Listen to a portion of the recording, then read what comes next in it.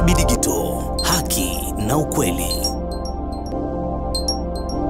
Sapoti Rahby Digital leo kwa kununua t-shirt nzuri na bora kabisa kwa bei ya shilingi 50,000 tu. Mapato yote yatatumika kukuza na kuimarisha huduma zetu ili tuendelee kukuletea kazi bora zaidi. Weka oda yako sasa. Kumbuka kuwa malipo haya ni kwa ajili ya sapoti na sio biashara ya kawaida. Na kwa atakaojiunga na programu hii watatambuliwa rasmi kama wanafamilia wa Rahby Digital. Tushirikiane kuijenga Rahby Digital. Kwa pamoja tunaweza.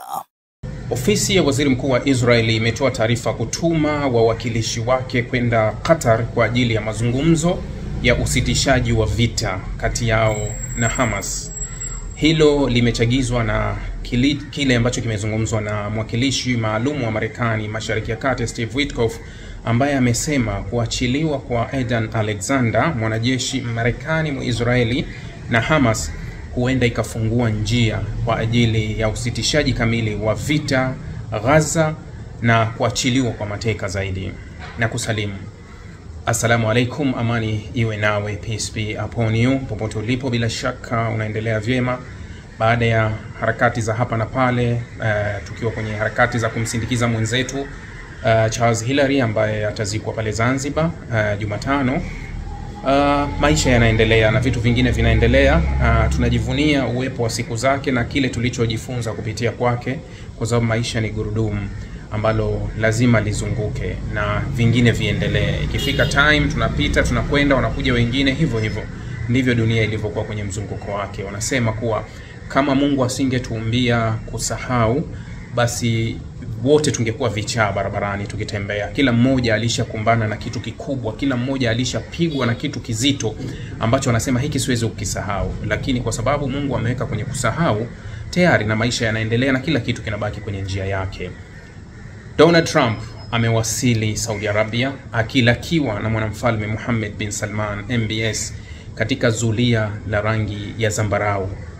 Serikali ya Saudia iliteua mwaka 2021 kuwa inaweka katika listi tofauti na nchi zingine wasema zulia jekundu. Sasa wao wanaweka la rangi ya zambarau ambalo ni special kwa ajili ya mgeni, na ndio maana tumeliona kwa Donald Trump akitembea kwenye zulia la rangi ya zambarau, akialikwa kwa mbwembwe zote na akikutana na kiongozi wa Saudi Arabia. Lakini atakuwa na mkutano na viongozi wa nchi za Gulf Khalij hapo Jumatano kwa pamoja.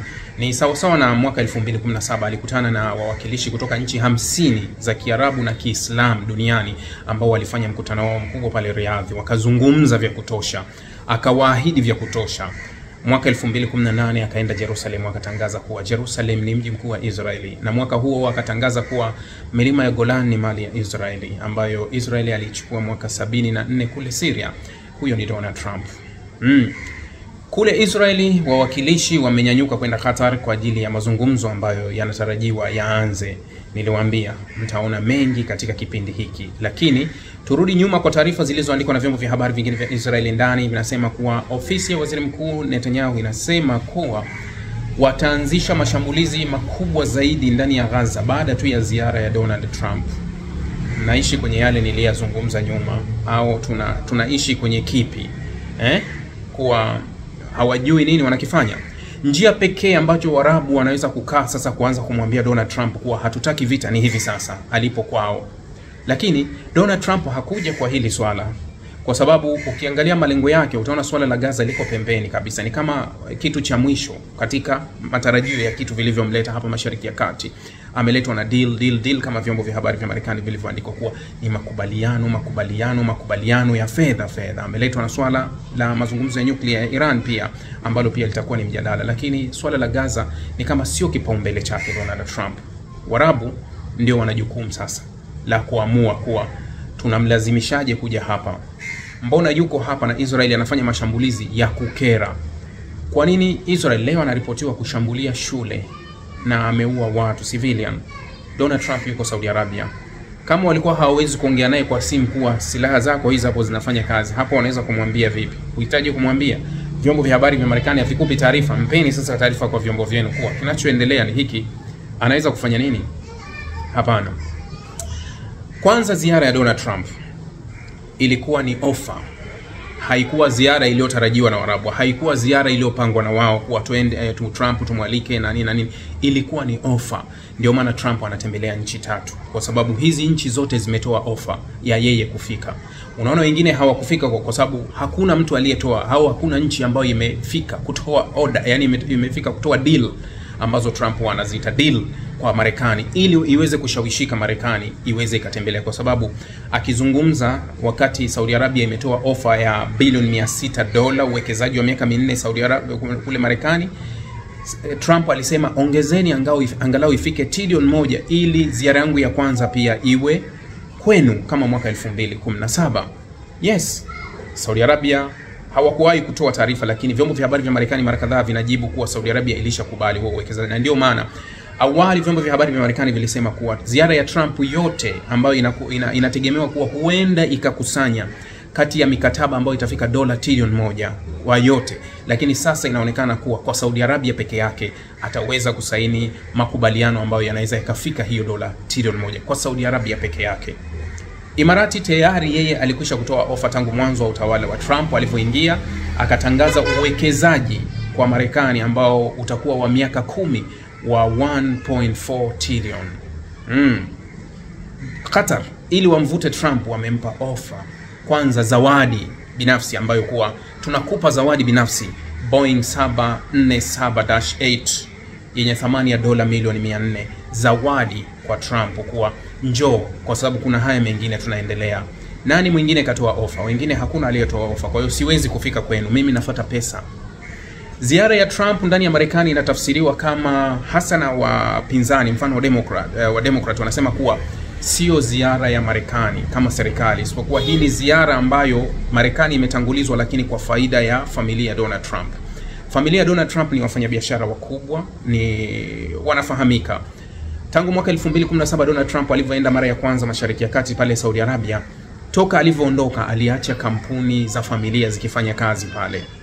Kampuni ya Jared, mkwe wake Donald Trump, Kusha, ambayo ndio inahusika kabisa na ukiukwaji mkubwa wa ujenzi wa makazi ya walowezi kule Israeli, ni kampuni ambayo ina uwekezaji mkubwa kutoka kwa Qatar, Saudi Arabia na Imarati. Wote wamewekeza kwenye hii kampuni ambayo ndio inalalamikiwa kuwa ndio inayoongoza kwa ujenzi wa makazi haramu ya walowezi kule West Bank. Iko chini ya uwekezaji. Mfuko wa uwekezaji wa taifa wa Saudi Arabia umewekeza mabilioni ya fedha kwenye kampuni ya Jared.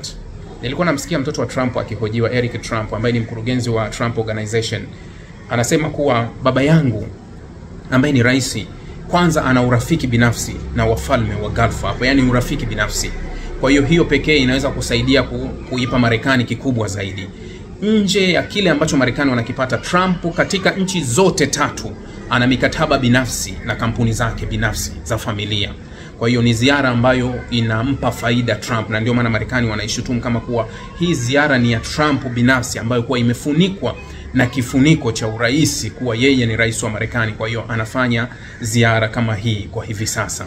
Sasa kinachozungumzwa na Israeli kuwa wataanzisha mashambulizi makali kabisa baada ya ziara kumalizika ya Donald Trump. Husikii chochote kinachozungumzwa. Steve Witkoff ameweka kambi pale Israeli akishinikiza hili litokee. Tutegemee nini ambacho tunaweza tukakiona? Tutegemee kuona kile baada ya awamu ya kwanza 2017, baada ya pale Trump anaanza kumpa Israel kile anachompa?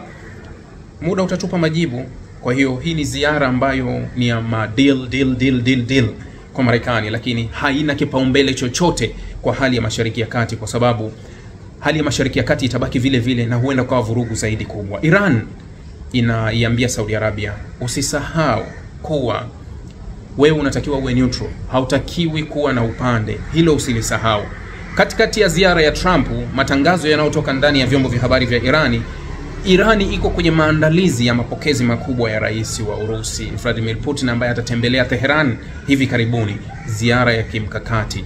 Kile kinachotokea kwa Saudi Arabia na Trump ndio kinachokuja kujibiwa na Putin upande wa Tehran, kwa sababu nje ya kuwa Iran na Saudi Arabia ni mahasimu ambao walimaliza uhasama wao hivi karibuni, lakini inabaki kuwa hawa ni wapinzani ambao kila mmoja ana upande wake ambao huwa ni mzuri zaidi. Sasa ofa ambazo Saudi Arabia anaenda kuzitoa, ofa ambazo Marekani anaenda kuzitoa Saudi Arabia katika kipindi hiki tutarajie kuwa Vladimir Putin kwenye ziara yake ambayo itakuja, kwa sababu Putin ametoka Iran mwaka 2022 mara ya mwisho. Sasa hii ziara ambayo atakwenda na yeye, wanaangalia kwanza Marekani anampa nini Saudi Arabia ili tuweze kujibu kwenye njia gani. Ndio dunia ilivyo. Wewe utampa nani kitu gani? Ukiona kuwa umezidiwa sehemu fulani, unaenda sehemu fulani, unamaliza. Irani imeteuliwa kama nchi ya kimkakati na Urusi kwa kipindi kirefu kwa hivi sasa, na hasa bandari zake zimeteuliwa kuwa ni bandari ambazo kwa ajili ya mkakati wa Urusi kusogea Afrika. Kwa hiyo Irani ni nchi moja ya kimkakati sana ambayo anaitumia, na connection ya Iran na Urusi iko kupitia bahari ya Caspian, ambayo mara kadhaa Irani anatajwa kupeleka silaha kwa kupitia bahari ya Caspian kwenda upande wa Urusi. Lakini hivi karibuni Irani ilitangaza kuwa itatuma makombora mengine kuyeuzia Urusi, kwa sababu Urusi ananunua silaha. Kwa hiyo tunaweza tukashuhudia ujio wa Vladimir Putin Tehran ukawa na mikataba ambayo inakuwa sawa na mikataba ambayo iko kule Saudi Arabia. Trump ataondoka Mashariki ya Kati akiwa mifuko imetuna kwa mabilioni ya dola. Wakati huo watawala wa kifalme watakuwa wameshiba sifa pamoja na silaha ambazo watakuwa wameidhinishiwa na Marekani kuuziwa. Trump atakuwa amefaidika katika kipindi ambacho Marekani ina struggle kweli kweli. Uchumi wake na taarifa za Trump alivyozibadili zimeenda kuvuruga mambo kweli kweli. Masoko ya hisa yalikuwa yameporomoka kweli kweli. Trump anarudi akiwa amenona kwa Marekani. Hii ni faida kubwa sana. Ni ziara yenye faida kubwa kwa Donald Trump, lakini si ziara yenye faida kwa watawala wa Mashariki ya Kati, isipokuwa Trump amekwenda kuchuma vizuri kabisa kile ambacho alikuwa amekisudia kwenda kukichuma.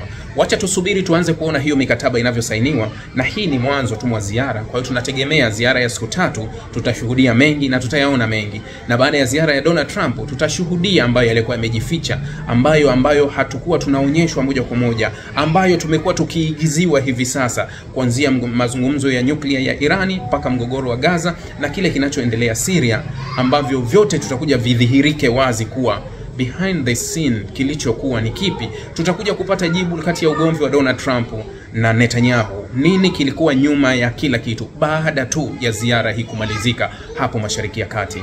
Asanteni.